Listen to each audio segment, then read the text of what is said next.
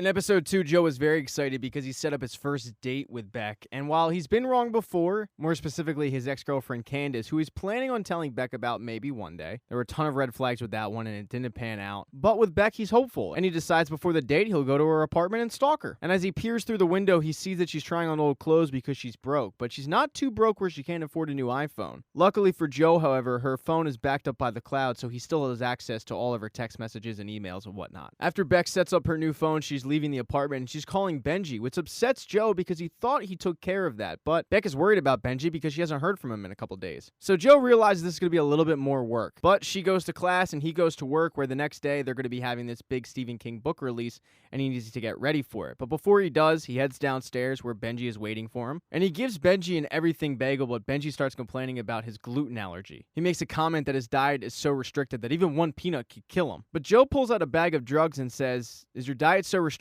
that you can't have heroin?" And Benjy claims that it's not all his, but that's total bullshit. Benjy starts trying to wager with him, saying, "You know who my father is. He can take you anywhere you want to go. He can give you money." But Joe goes back to the drugs and says, "Does your investors know you do heroin? I mean, does your dad? Does your girlfriend?" And Benjy says, "I don't have a girlfriend." But then that's when it clicks.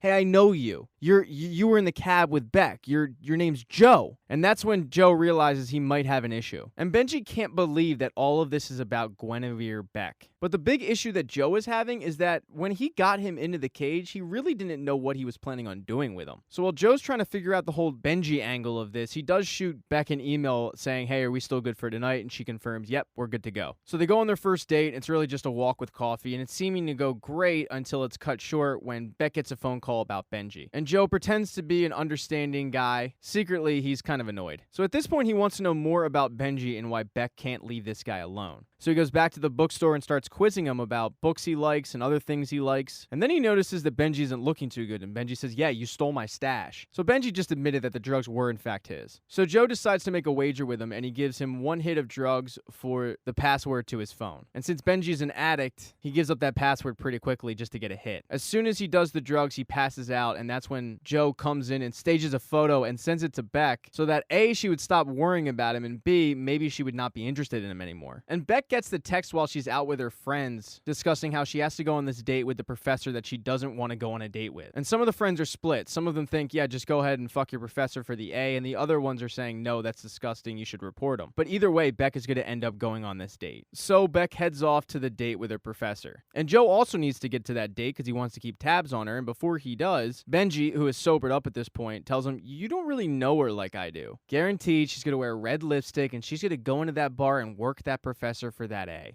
And Joe wants to bash Benjy's head in, but he's already late enough and he just leaves for the gastropub, where the professor does start subtly hitting on Beck little by little until finally he crosses the line and touches her leg to where she gets up and makes a scene. The professor is embarrassed and pissed off and says, "You invited me here," which isn't true. "You're always wearing sheer clothes and you have those blowjob eyes that you give me. I just don't think this whole TA thing is working out," which will obviously be a big blow to Beck, who needs the TA job to have housing. And he, of course, knows this. She's pretty upset at this point, and she calls Joe, who needs to book it out of the bar because his phone is ringing and he doesn't want to draw attention to it. And he, quote-unquote, meets her there in 15 minutes, where they have a really nice talk. He's able to distract her from what happened, and she even invites him to this party that Peaches is having the next day. But the next day is the big Stephen King release, and the place is packed, and even Paco is shown up to help out. And at one point, Joe is swamped at the register and needs to head downstairs to get more books in the basement, but Ethan says, "Hey, Paco took your key. He's going downstairs to get him." And then Joe races downstairs and gets to Paco just in enough time before he sees that Benjy is in the cage. He screams at Paco, tells him he never should have come down here, and Paco is pretty upset and runs away. So while I kind of acted like an asshole, Joe dodges a huge bullet. But after the book release, Joe heads downstairs, and Benjy at this point is like, "Dude, just kill me." But Joe doesn't want to kill him. I mean, nobody wants to kill somebody. So he decides to make him a deal. "I'll let you go if you can tell me which of these 3 sodas is your company's soda." So Benjy drinks all 3 and incorrectly predicts that none of them are his soda because they're all shit, when in reality, they were all his brand soda. And when he loses this bet, Benjy breaks down and says, "Look, man, you win, I lose." But Joe cuts him off and says, "No, nobody wins in this situation because I don't know what to do with you." And somehow Beck gets involved in this conversation, and Benjy says, "Look, man, Beck is never going to be interested in your type of guy." And he says, "No, you're wrong. She invited me to Peach's party." And he says, "Bro, don't you get it? You're an accessory. You're an everyday guy. As soon as she gets a chance to date a guy like me, she will stump your ass. And when Joe heads to the party, that is now in his head. But Joe and Beck arrive at Peach's place, and immediately it becomes apparent to Joe that this is not his scene. The entire party is full of pretentious Brown alumni, headlined by Peaches, who earlier in the day gave Beck a security deposit, first and last month's rent after the whole TA thing went kaput. So as soon as they walk in the door, Peaches steals Beck from Joe and leaves him kind of on his own, and he starts walking upstairs, and he already knows all of her friends from social media at this point, and he knows that he doesn't want to talk to any of them, but he finds his way into her library room where she has an extremely rare collection of Wizard of Oz books. And as he's admiring them, he's interrupted by Peaches, who comes in and is kind of accusing him of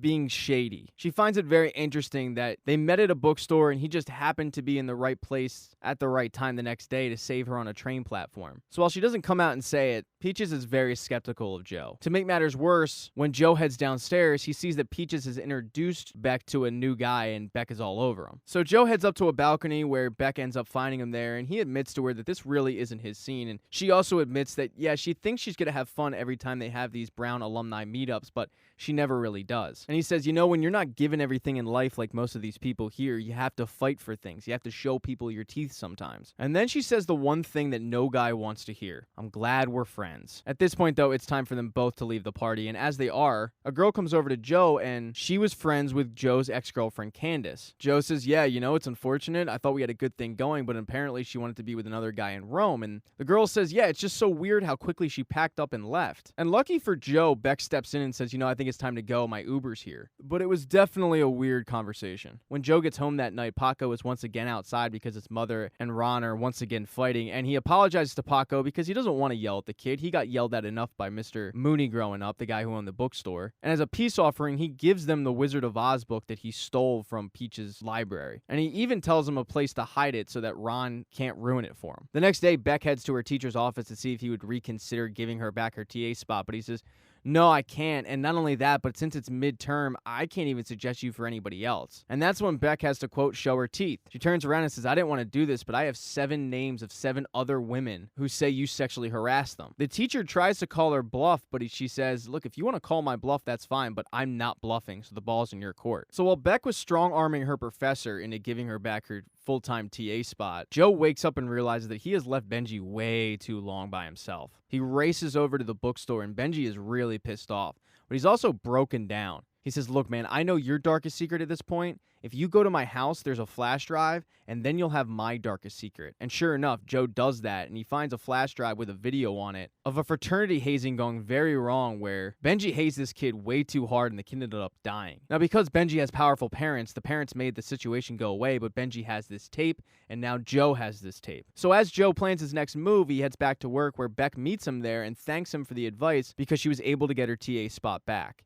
And that's when she grabs him and they make out in the bookstore. So as you can imagine, Joe is in a great mood, and when Beck leaves, he heads downstairs to the basement and gives Benjy a very bougie latte. And as Benjy's drinking the latte, he asks, all right, you know, you saw the videotape. Did it work? Am I going to get my freedom? And Joe says, yeah, it's pretty damning, but I just don't know if I can trust you. And then all of a sudden, Benjy starts choking because in that latte, Joe put a few drops of peanut oil in it. Now, Benjy has lied a bunch of times, but apparently he wasn't lying when he said even one nut could kill him, because Benjy starts convulsing and dies. Thank you for watching this recap. If you do not see the next one up in the corner right there on the end screen, don't worry, it'll be up shortly. Please consider following the channel. That'd be cool. If you liked the video, give it a thumbs up, and if you don't, there's a thumbs down button for a reason.